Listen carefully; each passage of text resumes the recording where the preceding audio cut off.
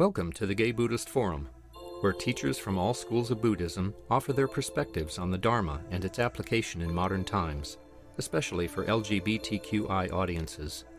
These talks are offered freely to the world and made possible by appreciative listeners. If you would like to support our efforts to share the Dharma with underserved audiences, please visit gaybuddhist.org. There you can donate, find a list of upcoming speakers, or enjoy many hundreds of these recorded talks dating back to 1996. Thank you. It's really good to be back with everyone. It's been a while. My intention was to be able to be graduated with school and have Sunday mornings off, but that hasn't just happened just yet. Hopefully soon. And also, happy birthday to Kate Bush today. I don't know if anyone else in the room besides me is a Kate Bush fan, but it's her birthday today, so that's really exciting. And today's topic is on emptiness. It is definitely my favorite topic. It's actually part of my name. The Zerdan part kind of refers to wisdom teachings on emptiness. And so I'm going to try to, once again, keep my talking down as much as I can. So that way there's room at the end for us to have questions and answers, because I think that that's very helpful. But to begin, today's teaching is about realizing Buddhist emptiness. So one caveat that I'd like to say before we go into it is that as a Mahayana monk, the things that I say that I get right is because I have had great teachers, and the things that I get wrong, it's because my understanding of the concept of emptiness is imperfect and sometimes unskillful. So we'll just proceed the best that we can, and hopefully get some new points. If I know that you haven't had a teaching on emptiness at the Gay Buddhist Fellowship for a number of years, so for some of you, maybe this might be the first teaching you've had on it, at least in a while.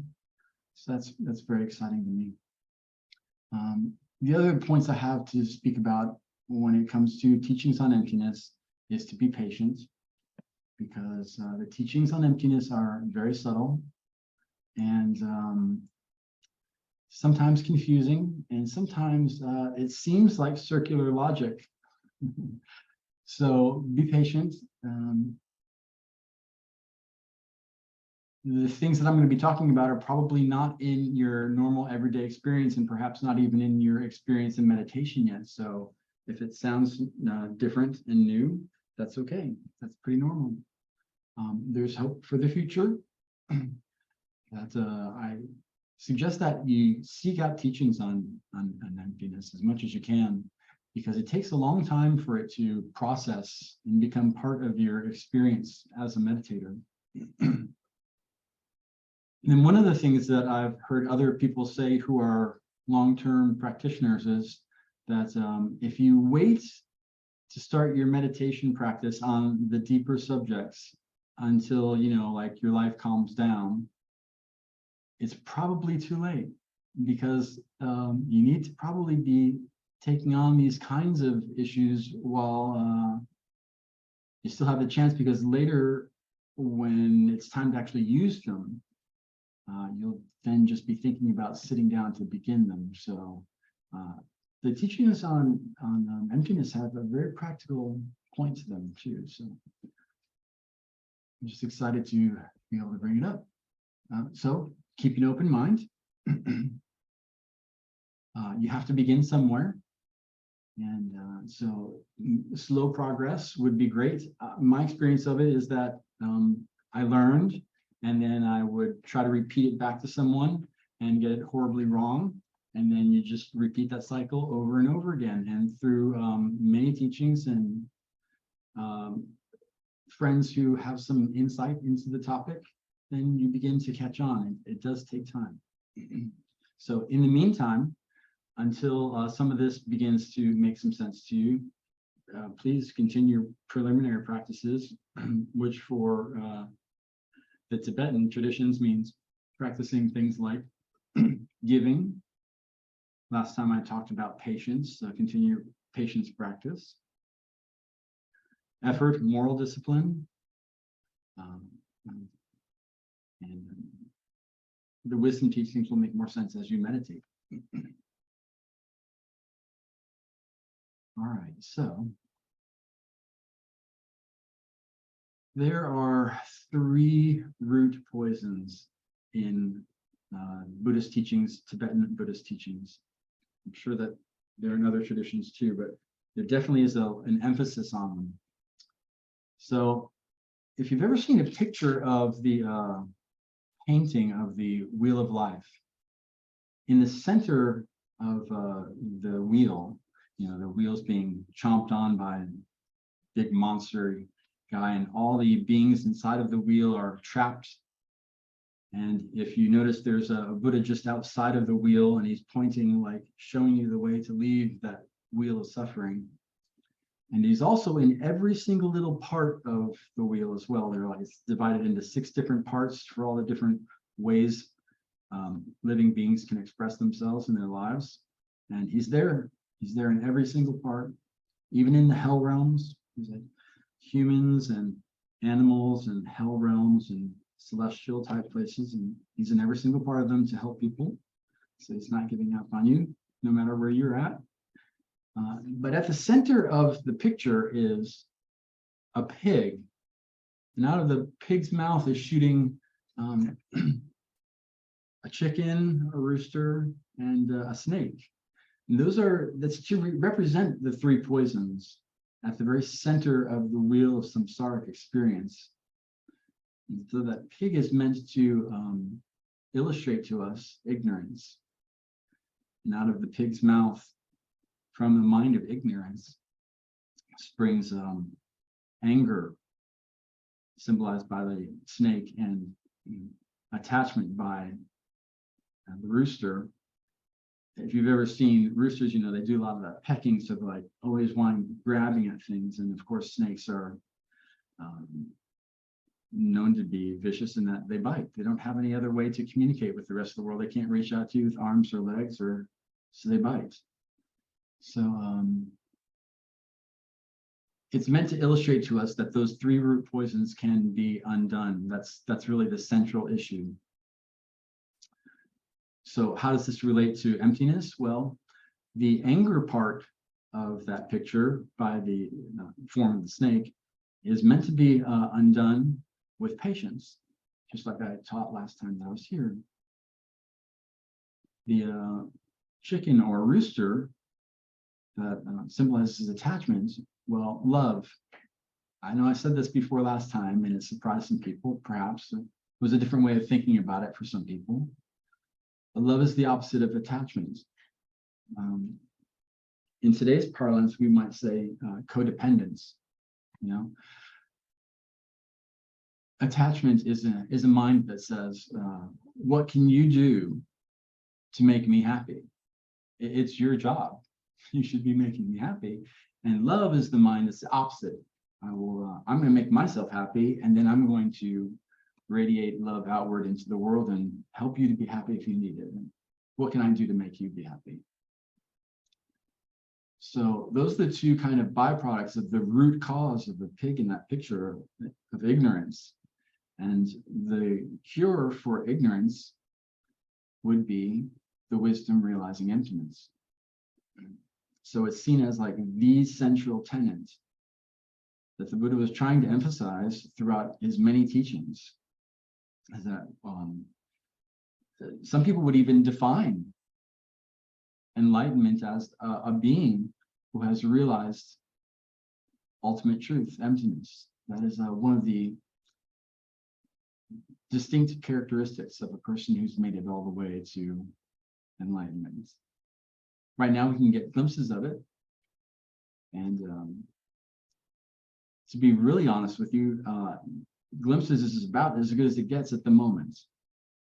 We don't know what it's like to have a mind that perceives in that way.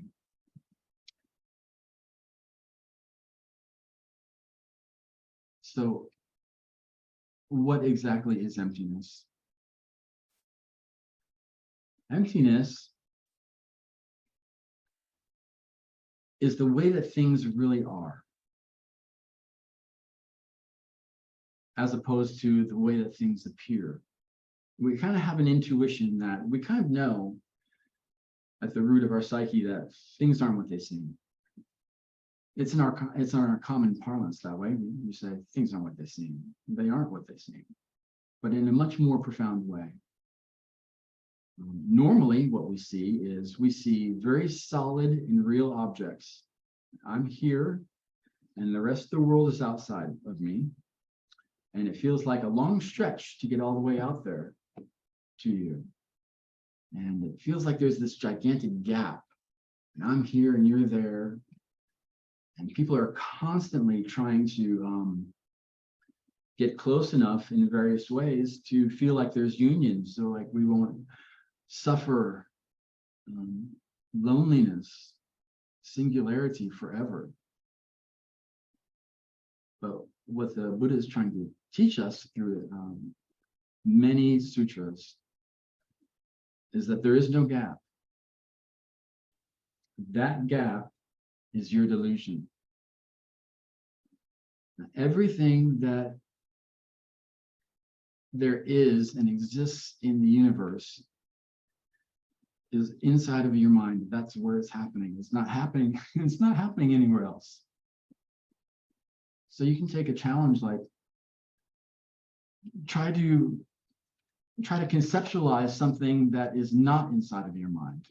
What would that be? Is there anything that you've ever experienced that's not inside your mind? In the Western world, Rene Descartes would say, cogito ergo sum, I think, therefore I am. This is kind of the Western version of the Eastern thought. So, in essence, the things that we normally see, solid objects that are out there that have nothing to do with, it has nothing to do with me. Like there are people outside the door and they're doing things. There are people all over the world. I'm not even aware of them. They're doing things. It has nothing to do with me. That's wrong. It's actually not correct.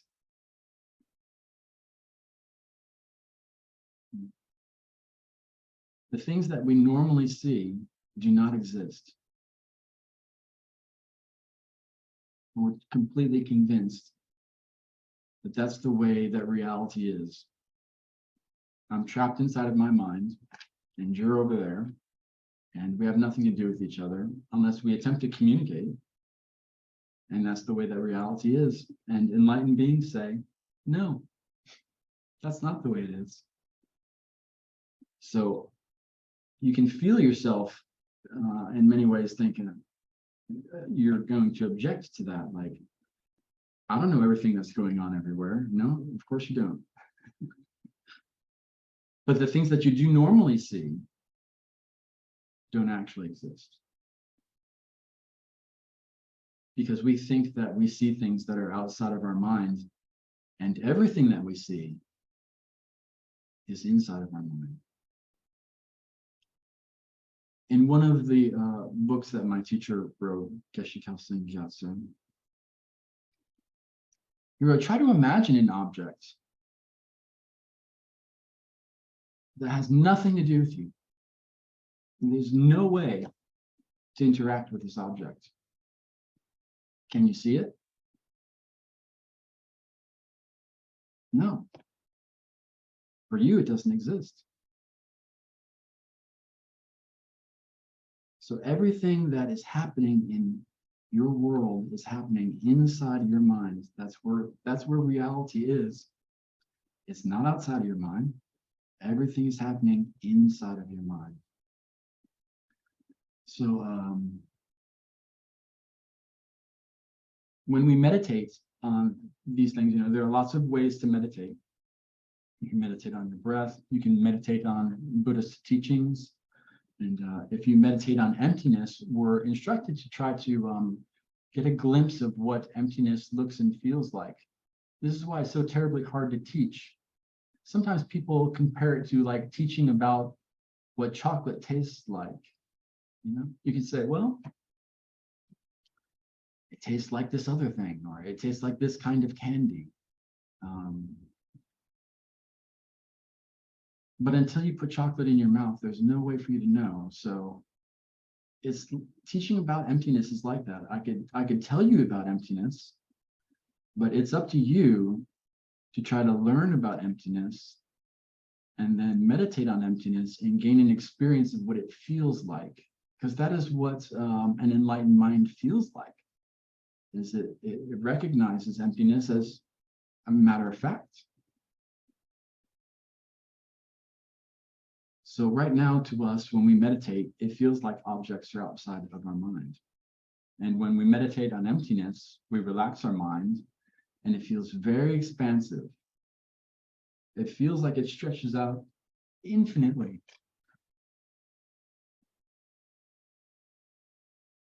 It has no color.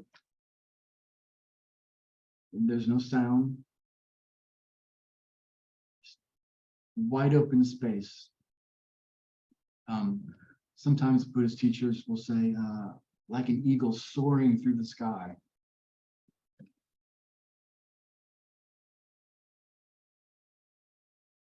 So it feels very spacious. It is the only object that appears the way that it actually exists. It is the basis upon which your reality is built. And I'm happy to say that recently I've been doing some email exchanges with Dr. Donald Hoffman. I don't know if you've ever come across him, but he's super fun. And I suggest as a teaching about emptiness from a man who is very little concerned about the Buddhist world. He is teaching about emptiness from a cognitive science, biological evolutionary point of view. His idea is that, which is more likely, that your brain would tell you exactly the way reality is, or what you need to know in order to survive, which is, in evolution, we talk about survival of the fittest, and how can the primate mind be most fit? Well, obviously, you're not going to be most fit if you actually know the way that things really exist. What you need to know is encapsulation, so you can move through your reality and function and live. So, even from a scientific point of view, they know we're lying to ourselves. It's not our fault. We kind of have to. But I think that it's becoming more common for people to think of it in this way, and I find that encouraging. Okay, so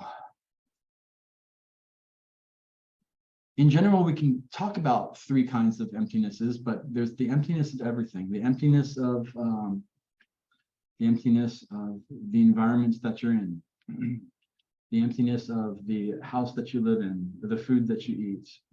But if you really want to make it personal, when you're going to do these meditations, what you do is you take it down to who you are, the emptiness of the body. So the body that we inhabit right now does not exist in the way that it appears. It appears as if I'm somewhere just behind my eyeballs, and like just back here-ish, and I'm looking out into the world, and like way down there somewhere is my feet. I can feel them occasionally.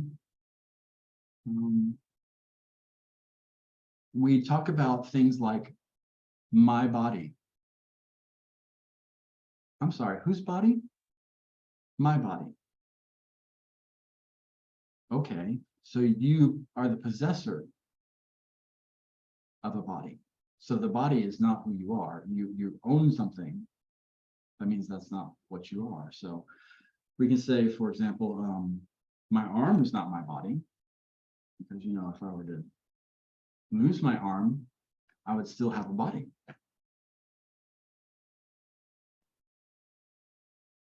So we can see that the various parts of the body are not the body, because the possessor of the parts and the parts themselves cannot be the same thing. This sounds like maybe just fun with words. And at first it is kind of weird and fun with words, but it makes more sense when you think it through. For long periods of time, I am not my body. The body exists merely as a thought. You gather up all the parts of the body and you have a singular thought body. And that's the way it really exists. It exists in no other way. There's nothing that you can point to in your body and say, oh, there it is. You'll only ever be pointing to a part. So that lack of real existence of the body is the emptiness of the body. And our mind is the same way, you know. You might hear people say, he's not himself today. You know, he's really unwell and his mind is showing it. He's grumpy. He's not himself today. You might even say about yourself, I'm not myself today. Because things are going wrong in my mind and that's not who I am. So just like the body, the mind has parts. There are various thoughts. You may notice that there are several thoughts running at the same time. Scientists in our modern day have also made like cuts down the corpus callosum. And when you do that, you find that people have at least 2 different voices in their head. Every one of us. If you've got 2 lobes in your brain, at minimum, you've got 2 voices going inside of you and they are fighting. It's very, very interesting to me. Some of the things that we've discovered in more modern times about human physiology. But the mind itself, the mind is not the brain. The brain is the physical objects, but the mind is what is running the whole show. And it has parts. And so no one of those things is your mind. Like the thought that I really don't know what this monk is talking about, that thought, that's just one of the thoughts, just one part. But it's not the mind. You have to slow down to think about some of these things.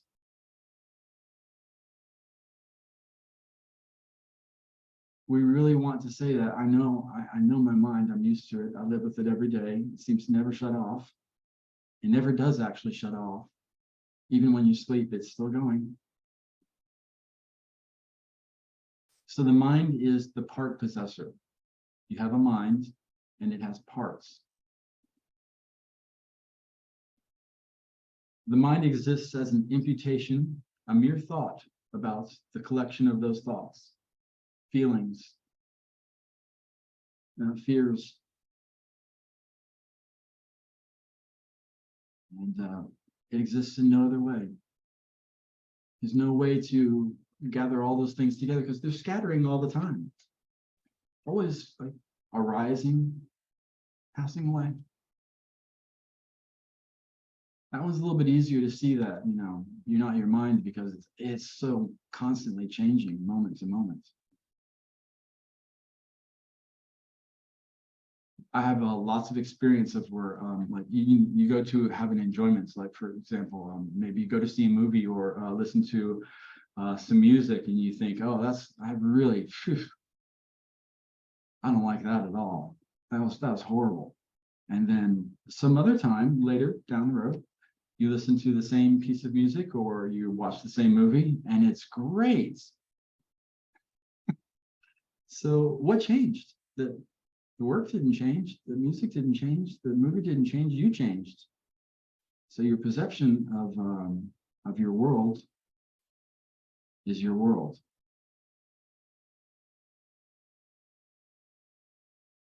And then it starts to get really personal, because when we do these meditations, if you are following a teacher who's teaching about emptiness meditations, inevitably it will get down to a meditation on the emptiness of the self. And then you can almost feel like a tightening. It's just like, oh, you know what, you're going to take me away? I knew I didn't like this religion. So the self exists. It does exist. All of these objects do exist. They just don't exist in the way that they appear. The self exists as a mere imputation. So you have the collection of the parts of the body that are not the body, and the collection of the parts of the mind that are not the mind. And you gather these together, and you just have the thought, me. And that's as firm of an object as you are. It is really loose. The thing is that we feel so tight about it. I know my preferences. I know what I like. I don't like that. I do like this.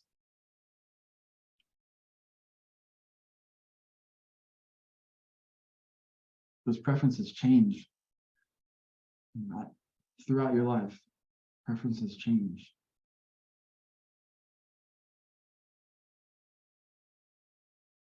We're encouraged oftentimes to notice the self when it gets bigger.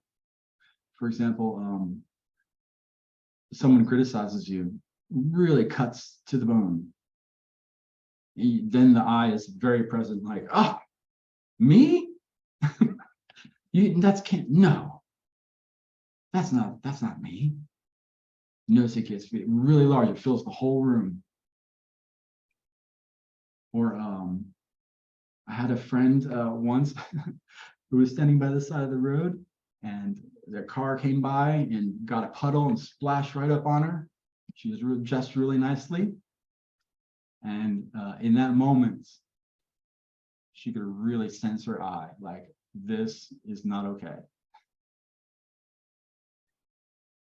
Really present, strongly present. So notice when it's really present, when it's being praised. Oh, how fantastic you are. You're the best. And you go, oh, yes, I am the best.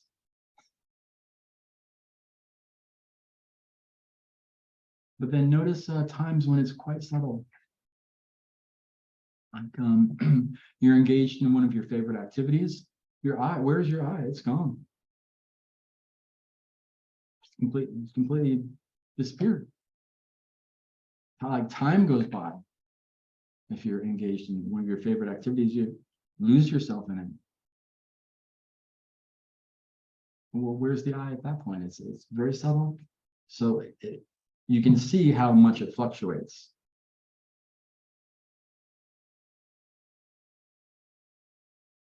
So the I is just once again an imputation. An imputation means you label something. Like that thing over there, that's me. That's I. I'm that. That's myself. Myself. It's curious. We're still doing the my thing. Myself. Who's the my? If you're the self, then who's the my? Once again, it sounds like being clever with words, but there's a very serious error in logic that's happening there. So when you get to meditate on the emptiness of the self, the bottom will drop out. You may recognize for some of the first times in your life, it's not necessary. You go on just fine without one. Arguably better.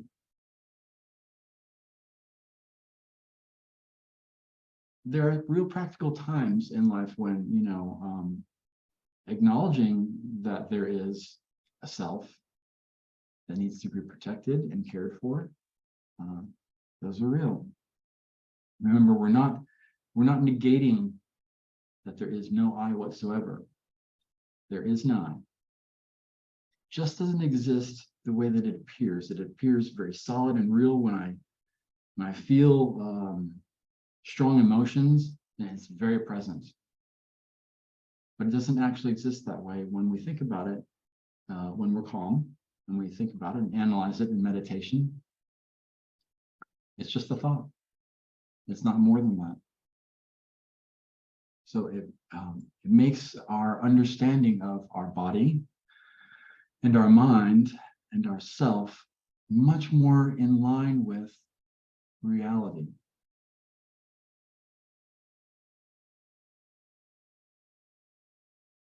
Okay, so what is emptiness? Let's just go back to try to what emptiness is, and I'll try to wrap up here so that way maybe we can have some talk about it.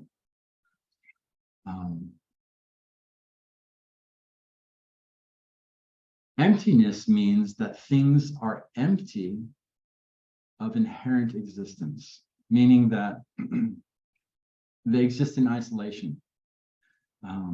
You are not existing in isolation. You are interacting with the world around you all the time. There's no way to not be in interaction with the rest of reality all the time. It's all inside your mind. You carry it with you everywhere you go.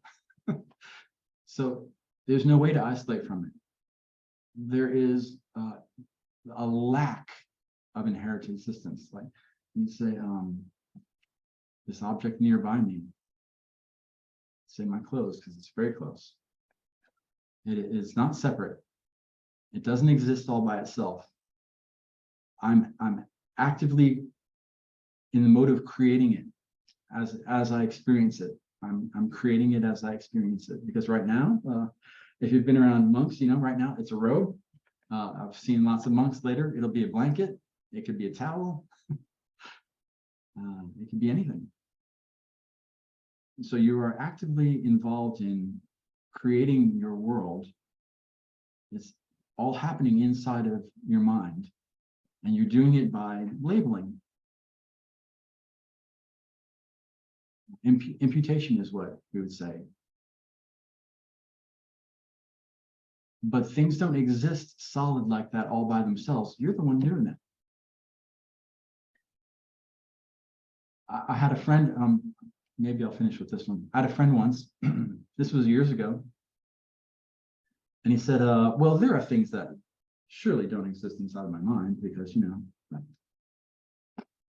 that, for example, my car is outside and I'm in here, so I can no longer see my car. It's like, yep. For you at the moment, the car doesn't exist. He said, well, if I take a camera and point it at the car and we have a display here and we can see the car, well, then, you know, then I can prove that the car still exists, even though it's not inside my mind right now. It's like, yeah, well, I tried to be as polite as I could be in the moment, even though I still think that I really did hurt his feelings because I think he really took it personally. But I was like, yeah, I just want to gently remind you that you're not looking at the car anymore. You're looking at a TV. All right, so everything that is happening inside of your mind and nowhere else.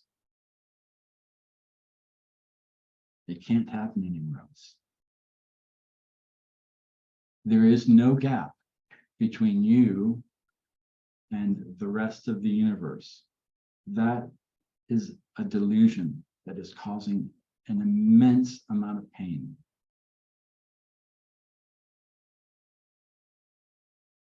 Okay, so as I wrap up, I'd like to just encourage you to think, perhaps we can even talk about it. How is it that you've understood emptiness so far? Like you've heard this word, you've been around Buddhist people.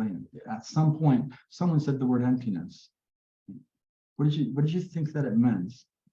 How did it make any difference in your life? What is the point of meditating on emptiness? I mean, to me, the greatest benefit about meditating on emptiness is that you become a mature type person, a grown-up. Like you actually are thinking about the world in the way that the world actually exists. There's nothing that has nothing to do with you. Everything that you interact with has something to do with you. You're involved. So if we think about our reality in this way, you'll become a more realistic person.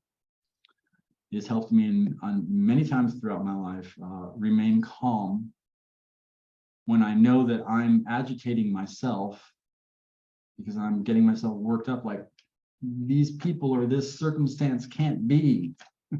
Well, you can loosen up and say, okay, well, I'm helping to define what's going on here. So maybe if I loosen up my mind about it a bit, I could have a new interpretation of what's going on. It's empty that way. You can fill it up with whatever thoughts you like. So these are some of the thoughts about the Buddhist understanding of emptiness. We would say wisdom teachings, the highest wisdom teachings in Buddhism are about emptiness, how it exists.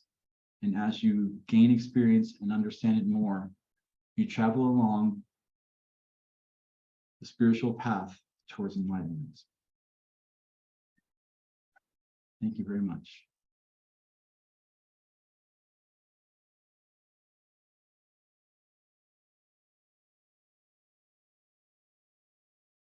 Do we have any questions?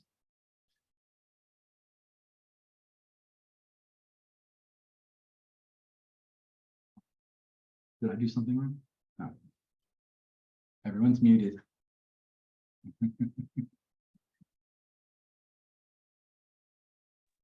Bob, go ahead. All right, Bob, I didn't look. That's okay. A lot of people don't notice me. Just kidding. Good to see you, Bob. You don't exist. I'm not here. All I can say is your talk was very interesting. I'm not going to say I understood it, but I got the impression while you were talking that if a psychotherapist is going to be successful with the patient, the psychotherapist will get the patient in touch with nothingness. And the moment he does, there will be an improvement, but as soon as the patient realizes it's nothingness, it's gone. I don't know if that comes close to the ideas you were saying, but that was the impression I got. Psychotherapy, get connected with the nothing. Yeah, at least like make some wiggle room for you to be able to think of your situation in a new way. I would gently back away from the word nothingness, because there's definitely some somethingness going on, or else we wouldn't be with a psychotherapist. But I think what you're trying to express is that it doesn't have to be that way. Yeah. Or it's no thing. It's no big thing. Am I supposed to be looking for Jeff? Oh, yeah, Jeff, sorry. Maybe I should get my lights out of there. I can't quite see that well. Hi, Zerdan. Thank you for a great talk. You know, this reminds me of when I first started to study Buddhism, and somebody said things like, "It's only in your mind."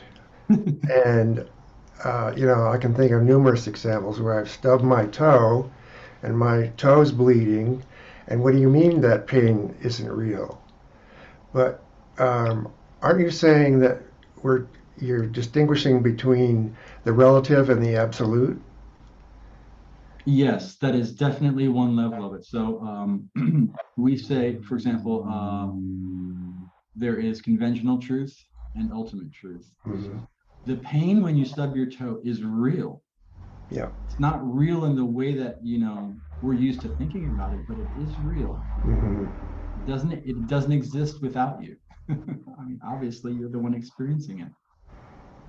So yeah, without you, there's no pain, but it allows us to put a wedge into our perception to be able to open it up into other interpretations of what's going on and why it's going on. Mm-hmm. I know that, Jeff, you've been a little closer, much closer than I have been to Theravadan teachings. Do they compare to Mahayana teachings? Well, I think essentially they do. You know, the three poisons and jewels and this concept, or it's not a concept, the holding the worldview that there is a relative and an absolute reality, and really what we don't want to put our eggs in the basket of the relative, because everything that comes and goes is not real. Ultimately, if we want to find happiness or peace of mind, we have to cultivate our own experience of emptiness, which you could say is like the substrata of it. The things that come and go, they aren't real in the way that we're used to thinking them as being real. They are appearance. So if you're satisfied with just saying, like, you know, it's almost like accepting the fact that you're an actor. You're appearing on the stage of life, and others appear, and they come and they go. And there's nothing very solid and real about that, but it is happening. Mm-hmm. It's real in that it is happening. The way that we're thinking about it is all wrong. If you just be satisfied with mere imputation, like, yeah, it's a bad thing. It's just won the lottery. Is that good or bad?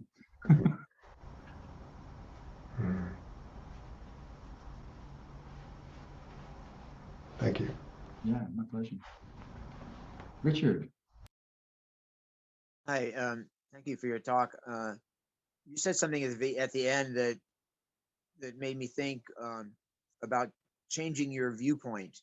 That we realize that when we observe something that's happening in the world or happening around us or to us, that what we perceive it as isn't necessarily true, and we can choose to look at it in a different way.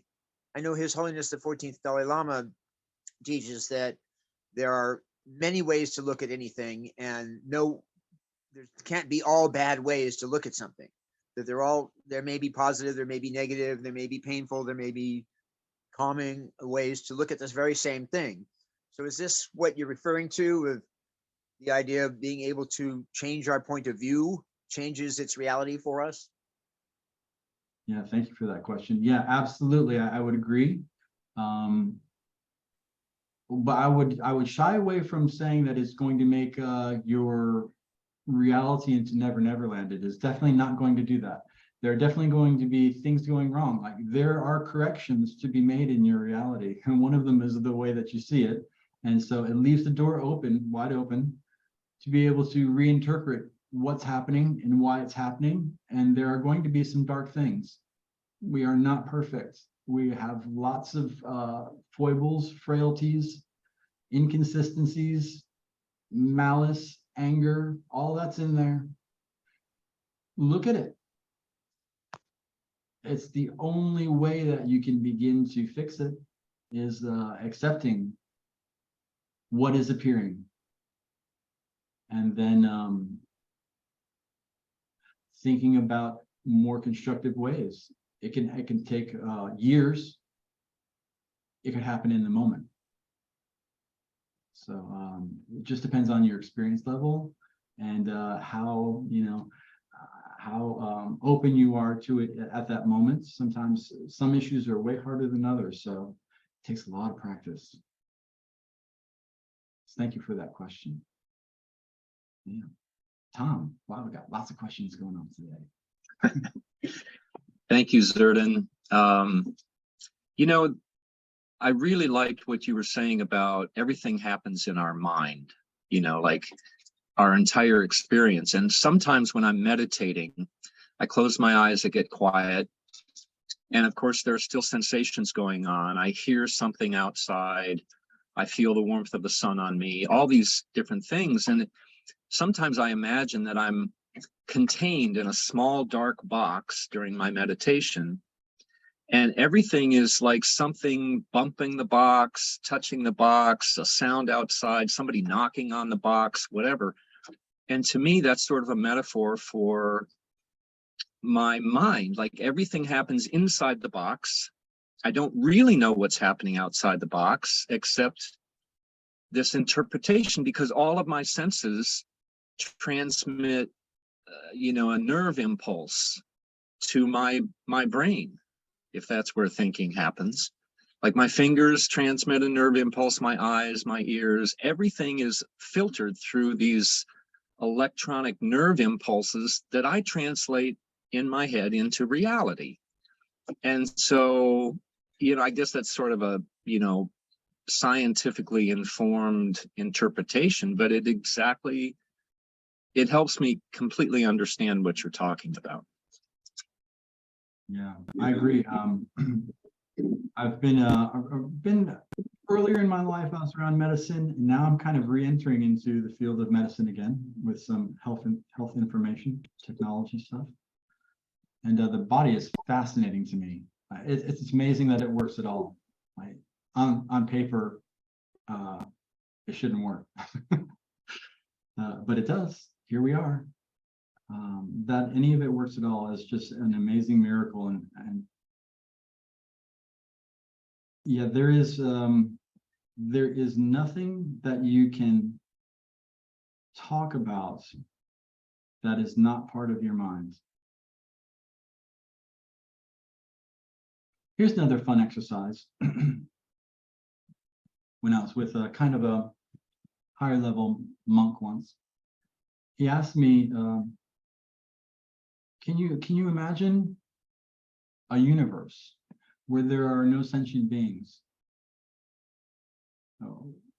Could such a place exist? And we think, as Western people, because we have a very objective point of view. I'm here, you're there, I'm the subject, you're the object. We have nothing to do with each other. Just completely wrong. So can such a universe exist if there are no sentient beings inside that universe? So you can go into meditation even just briefly now, thinking about it. Is there such a universe? Well, as you create that universe in your mind, you are there. You can never make it into a universe where there are no sentient beings. So according to our experience of being primates, of being sentient beings, everything that is inside of reality is inside of the mind. It's not happening anywhere else. We can't even prove it that anything's happening outside of our mind. If you try to prove it, you fall flat on your face. So it is, it sounds trifling at first, like why is this important? But as you meditate about it and think about it, as the years and decades roll by, it's really important. Because then you recognize that it is the one thing that you have any kind of control over. You don't really have any control over it at the moment if you've just begun. But as you meditate, you'll begin to have glimpses of what it would be like to, calm down, rethink things, reanalyze, think about things in a different way. I'm telling you, no joke, there have been times when it has saved me from being really destitute. Like the world is a horrifying place. Children under 5, thousands of them will die today. Are we doing anything about that? But then I have to remember that, I'm the one who's agitating myself. Of course, we should do something about that. Do I need to get worked up? Not necessarily, no. I mean, you can proceed calmly into the future, even though knowing that some things are going right and some things are going wrong. That is reality. That's what's going on inside of your mind. That is reality. So, yeah, it is our body, it is our brain, it's our mind, and how it's all functioning together to create our our reality? Thank you for the question. It's great.